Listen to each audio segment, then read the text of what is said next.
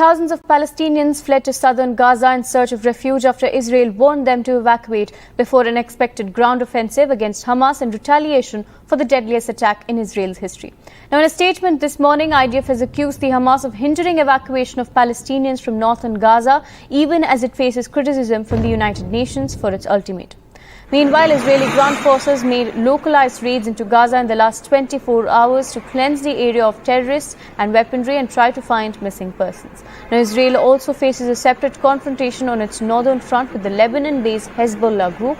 The Israeli army said its forces were responding with artillery fire towards Lebanese territory after a blast damaged the border barrier. My colleague Kadamli joins us live from Tel Aviv. Kadamli, take us to now the latest. In fact, IDF now saying that the evacuations are being hindered by Hamas groups at checkpoints. Well, this is coming, these reports are coming, and IDF has been claiming that Hamas is asking people not to move. While the 24-hour deadline is almost coming to an end soon, but there are statements saying that they don't need to move, and Hamas's statements on different social media platforms also say the same thing. But IDF has again come out with a statement saying that all those Palestinians who are civilians, they are not the enemy, and IDF does not want to injure or hurt them in any manner, and that's the reason why they have been asked to move from north of Gaza to south of Gaza, away from the battle lines. Now, before this, there was this statement as well that there have been several raids, several forays into Gaza territory to find out clues about the hostages who are being held.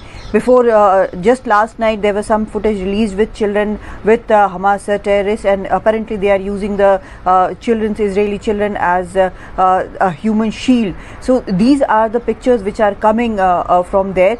As far as northern borders are concerned, let me tell you, it is now confirmed that IDF soldiers identified a terrorist cell and which was attempting to infiltrate from Lebanon into Israeli territory, and UAV targeted the terrorist cell and killed many of the terrorists. This is what the confirmation we are receiving.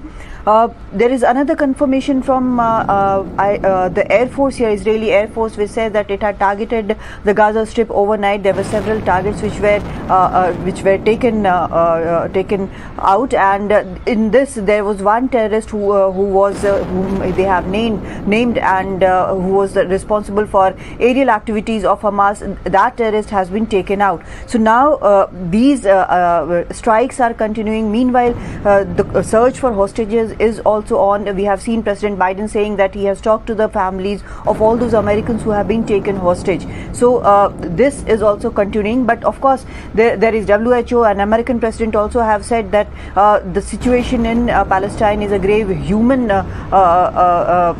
calamity, and that is also a priority. Meanwhile, American Secretary of State Antony Blinken is on a spree of meeting all the Arab leaders here. When he came here first, he came to Israel, then he went to Jordan.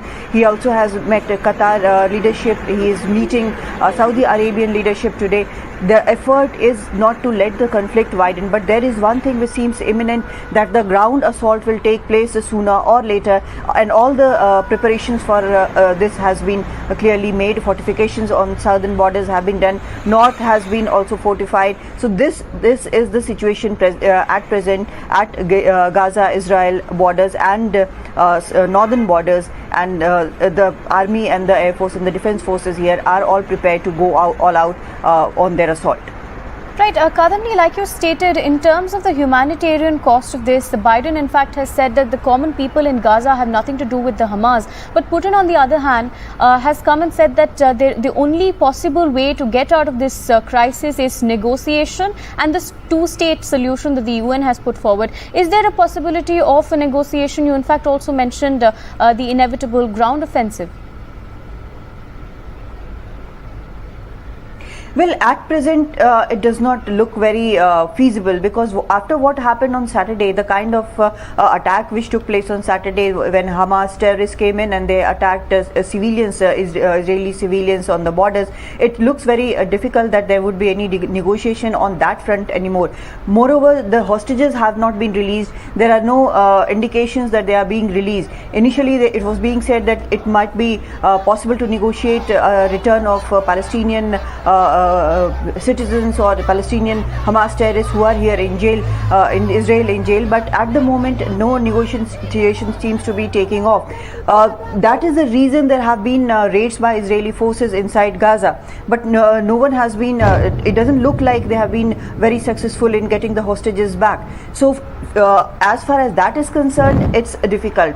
On the other hand, whether there would be a two-state solution or anything else, this is something which would happen in future, and we know very well what the history of it is. At the moment, the concentration is all about wiping out Hamas, as IDF has been saying again and again, as Israeli leadership has been saying again and again. So this is the priority at the moment, to get the hostages back and to wipe out Hamas, so that there is no other attack like this which takes place again here in Israel.